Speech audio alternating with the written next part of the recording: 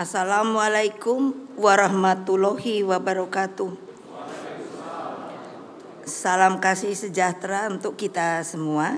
Shalom, Om Swastiastu, Namo Buddhaya, salam kedamaian rahayu. Marilah kita lebih dahulu bersama-sama memekikan salam nasional dan perjuangan kita. Salam Pancasila. Salam Pancasila. Merdeka! Merdeka! Merdeka! Alhamdulillah saudara-saudara, seluruh rakyat Indonesia yang saya cintai dan banggakan dimanapun kalian berada. Seluruh simpatisan, anggota dan kader partai, khususnya yang berada di akar rumput partai. Rekan-rekan pers dan hadirin sekalian. Hari ulang tahun PDI Perjuangan ke-52 ini sungguh istimewa. Mengapa? Sebab setelah berjuang dengan penuh kesabaran revolusioner selama 57 tahun. Sejak 1967 sampai tahun 2024. Akhirnya atas kehendak Allah Subhanahu wa Ta'ala, sebuah keputusan yang luar biasa telah dikeluarkan melalui surat penegasan pimpinan MPR RI atas tidak berlakunya lagi TAP MPRS nomor 33 tahun 1967 tentang pencabutan kekuasaan negara dari Presiden pertama Bung Karno. Pimpinan MPR RI juga menegaskan bahwa tuduhan Bung Karno pernah berkhianat mendukung pemberontakan G30 SPKI tidak terbukti dan batal demi hukum. Karena tidak pernah ada proses hukum apapun yang dilaksanakan untuk membuktikan tuduhan tersebut hingga Bung Karno wafat tanggal 21 Juni 1970. Lama ya. Untung keluarga itu sabar. Kalau jangan kejadian gini lagi. Tapi kalau memang salah harus salah. Ini namanya politisasi. Saya atas nama pribadi, keluarga Bung Karno dan juga keluarga besar Partai Demokrasi Indonesia Perjuangan mengucapkan terima kasih yang sebesar-besarnya kepada pimpinan dan seluruh anggota MPR RI periode 2019-2024.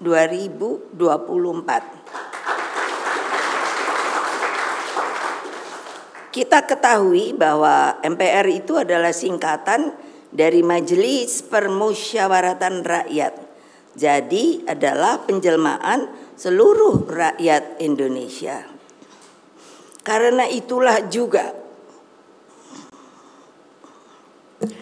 ucapan terima kasih yang setulus-tulusnya saya sampaikan kepada seluruh rakyat Indonesia dimanapun kalian berada atas pelurusan sejarah Bung Karno tersebut. Ucapan terima kasih juga saya sampaikan kepada Presiden Prabowo Subianto yang telah merespon surat pimpinan MPR RI terkait tindak lanjut pemulihan nama baik dan hak-hak Bung Karno sebagai Presiden Republik Indonesia pertama.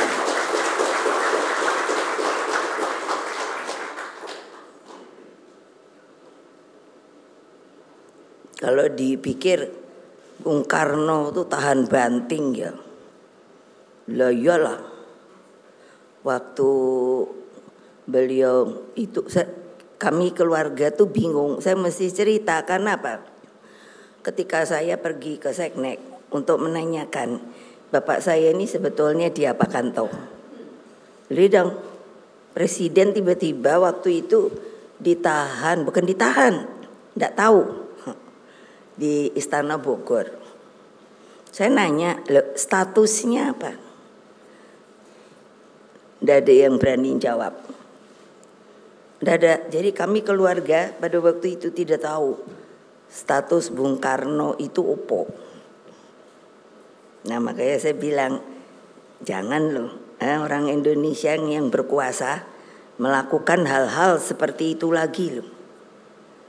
Nunggunya aja keadilannya lama sekali kan, setengah abad lebih.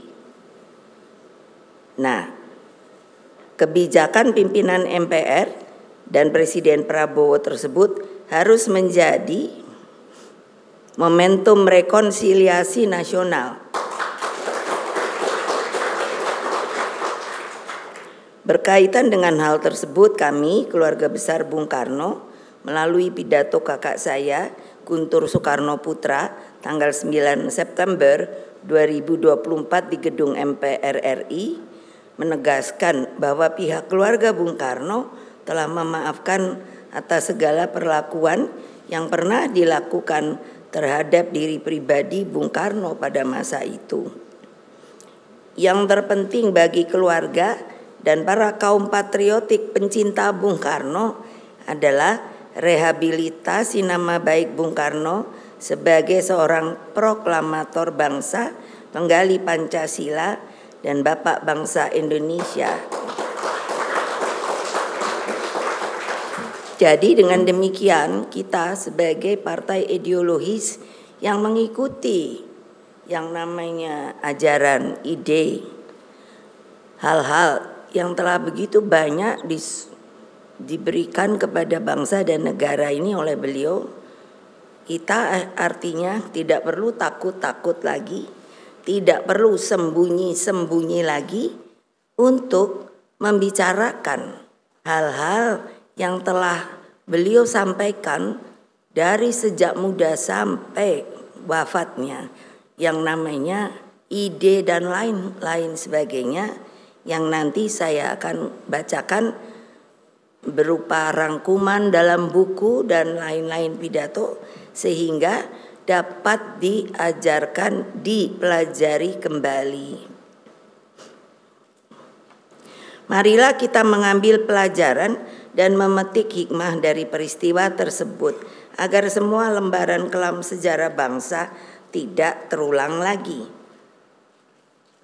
Sebetulnya untuk apa toh saya justru membuat pembukaan pidato ini? Kita ini tidak hidup untuk di sini saja sekarang, bukan, tapi jauh for the future our nation. Jadi untuk apa? Demi keselamatan dan masa depan anak-anak dan cucu-cucu kita, cicit-cicit, embuh, canggah, opo-opo segala macam.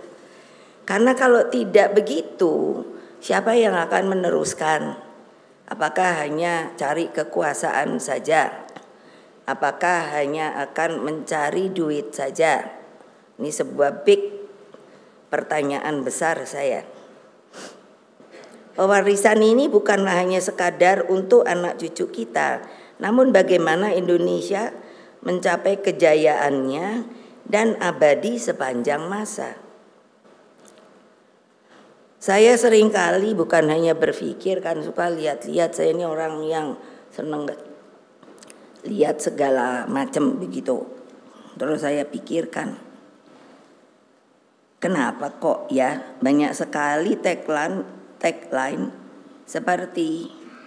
sepertinya kok orang lupa ya, kita nih namanya Indonesia Raya.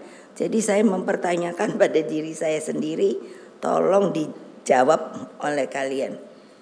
Lah kok banyak sekali tagline seperti Indonesia Kerja, Indonesia Emas, dan lain-lain dan lain-lain. Lah itu kan nggak jelas menurut saya loh, dan saya dapat pertanggungjawabkan. Lah maunya saya Indonesia Raya. Nah gitu loh. Itu kan berkibarnya aja rasanya sampai ke sono. Kan dengan itu ada yang pasti pesimis. Apa bisa toh Bu? Lo kok nggak bisa? Belum apa-apa. Indonesia ini kaya raya loh. Tolong tadi nyanyikan yang Indonesia Raya 3 stansa. Mengapa PDI Perjuangan saya minta kalau tidak naikkan bendera maka harus 3 stansa. Karena apa? Itu luar biasa menurut saya. Satu, Pak Wage Rudolf Supratman tuh kok berani ya. Waktu itu ngak-ngok bikin lagu Indonesia Raya. Lah kalau ditangkap ya yo. Terus kok bisa? Itu betul sebuah ekstraksi dari sebuah pemikiran dan sanubari sampai kata-katanya itu ulalah. Kalau saya ngelihat itu terus saya bisa lihat wah Indonesia laute koyok ngono wah ininya gini-gini. Saya nggak tahu kalian yang mungkin saya sebut sudah berada zona nyaman. Karena potensinya luar biasa. Saya masih diberi tugas untuk menangani yang namanya BRIN, Badan Research Inovasi Nasional. Ini mau masuk tahun keempat.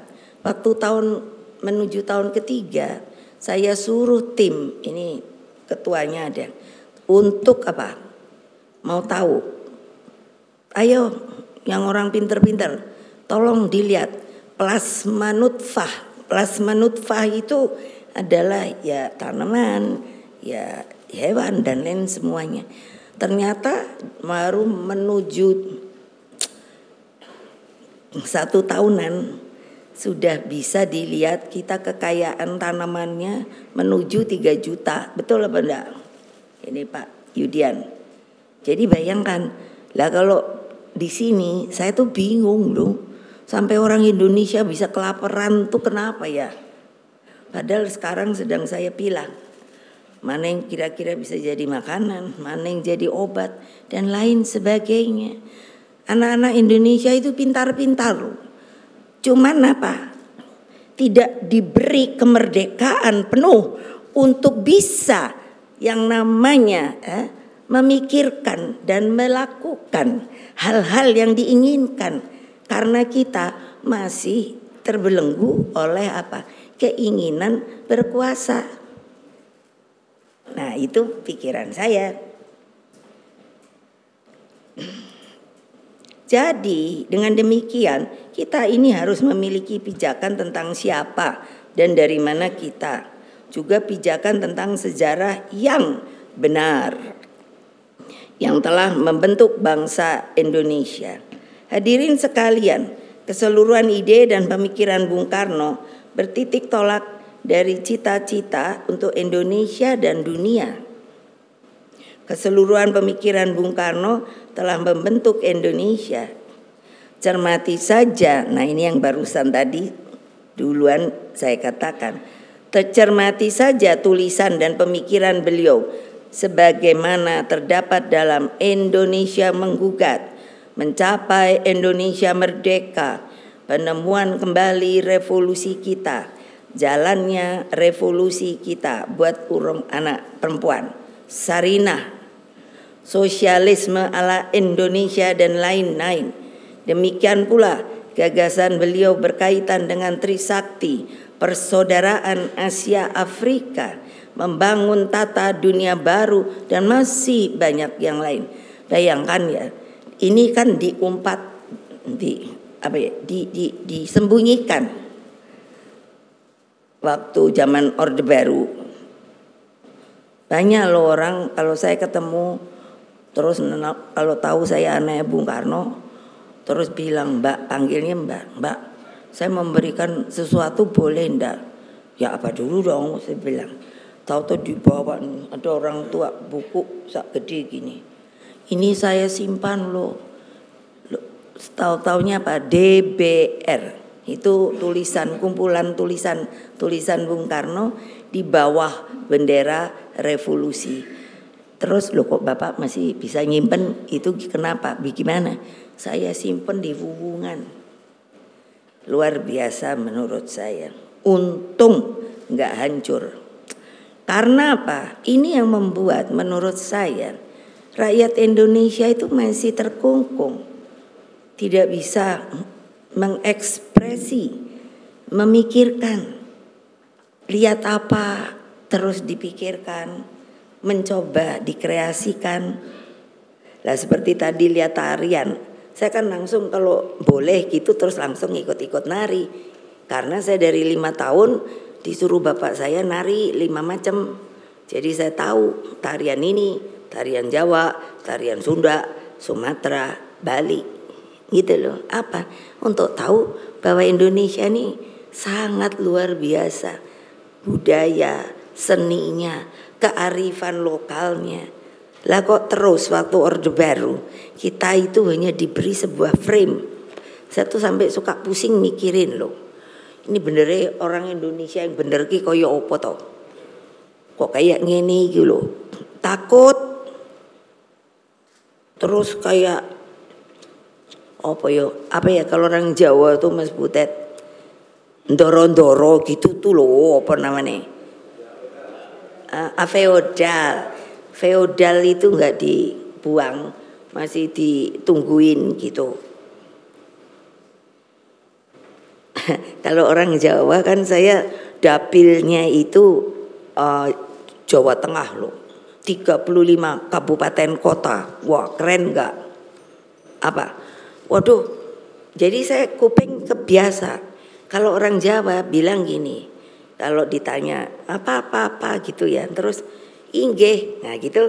Tapi terus ada lagi apa-apa, inggih.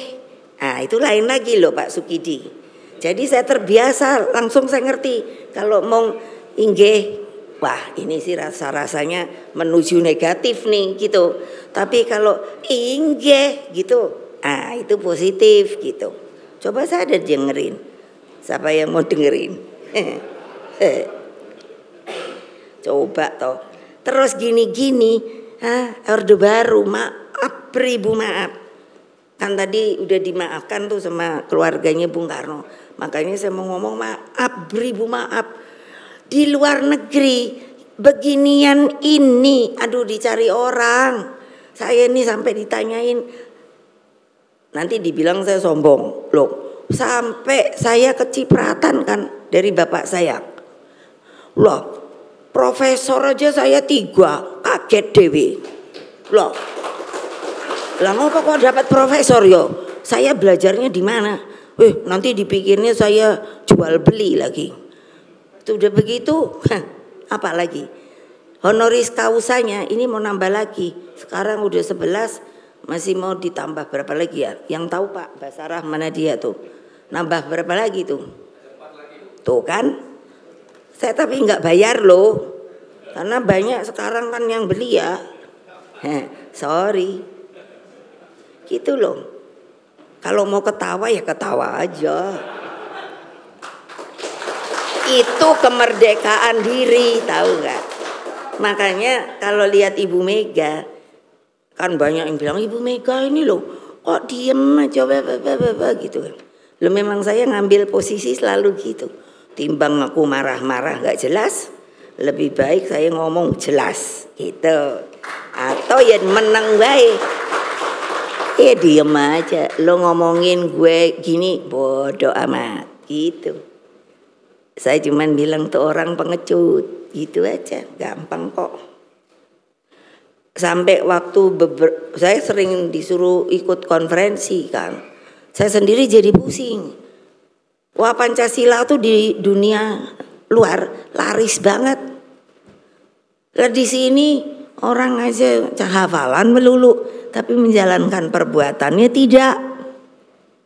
Lah seperti sekarang inilah. Kenapa mesti ditutup-tutupi? Loh, kamu ngerasa apa enggak? Kenapa saya terus bikin acara ini? Saya bilang sama Sekjen, udahlah. Kita ini kan lagi prihatin, nggak usah rame-rame. Tadinya saya mau bikin kan besar gitu, karena saya yakin pilihan saya Pak Ganjar sama Pak Mahfud itu bakalan menang. Kok bisa kalah ya?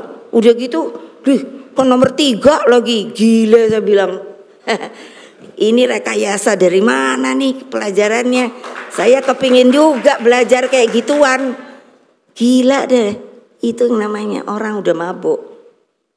Apa namanya? Kalau di psikologi, aja guyu loh Mas Butet. Saya kan senimaniwati juga. Jadi namanya apa? Yang namanya itu megalomania. Nah,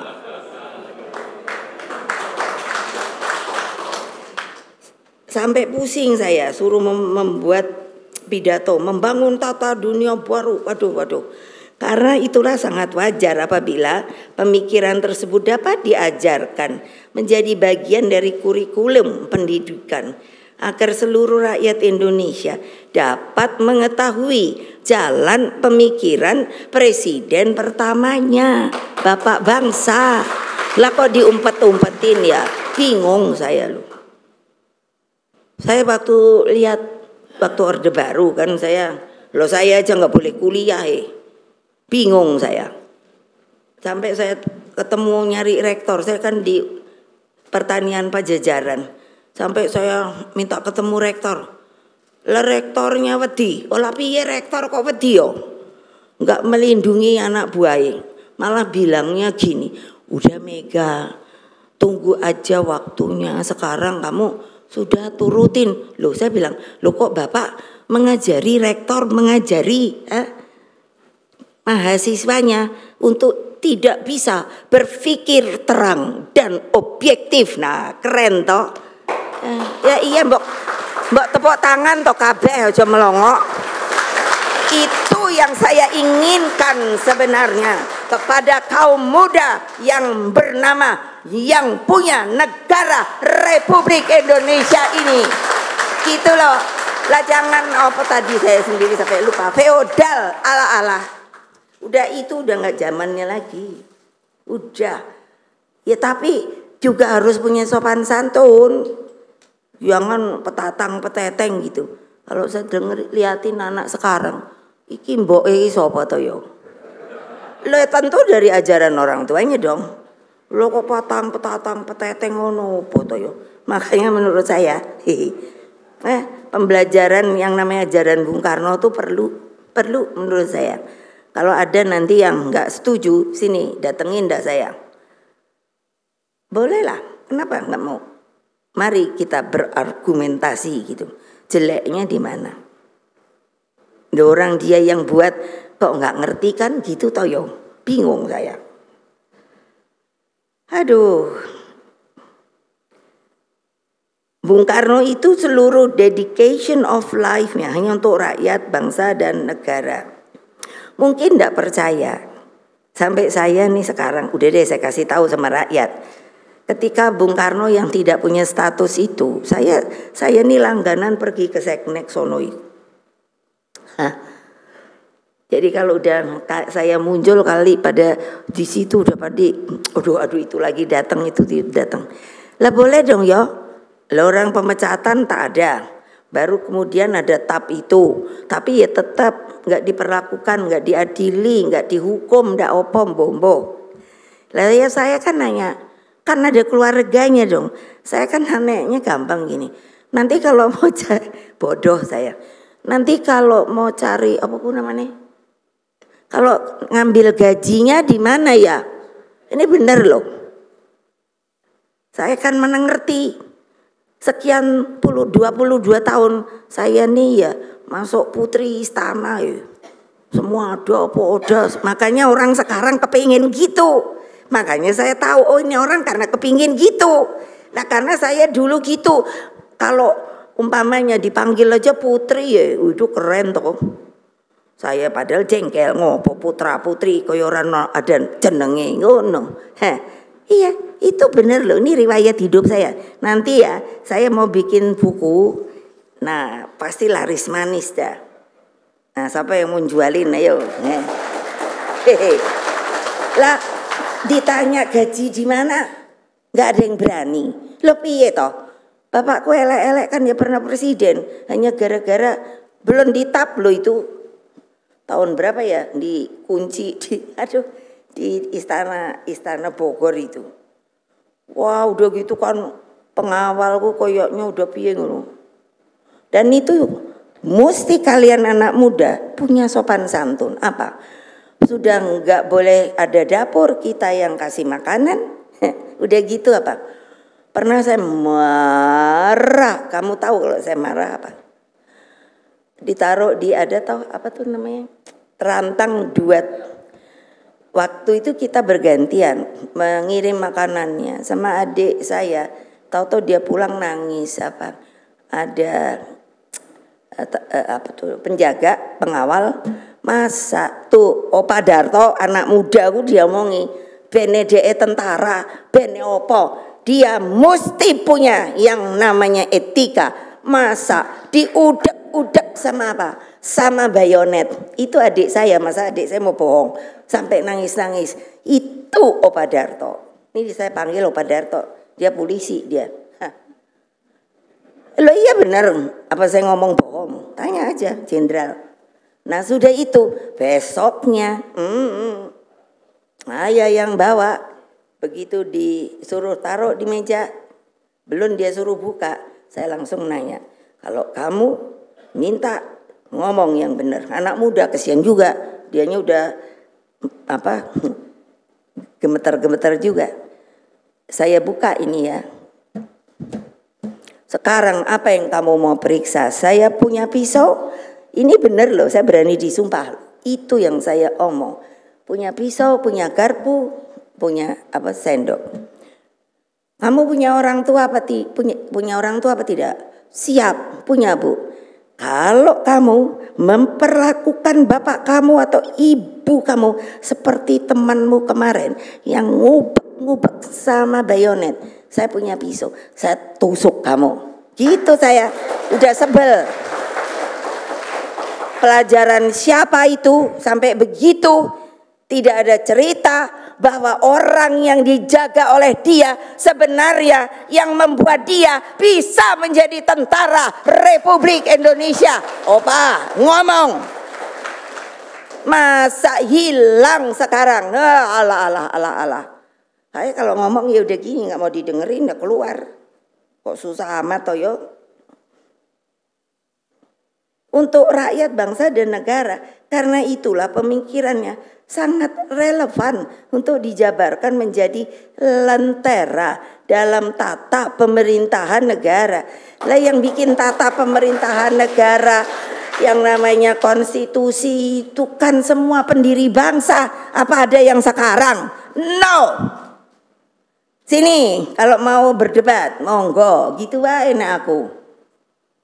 Contoh ketika BPUPK saya suruh korek, bener ada nggak ada?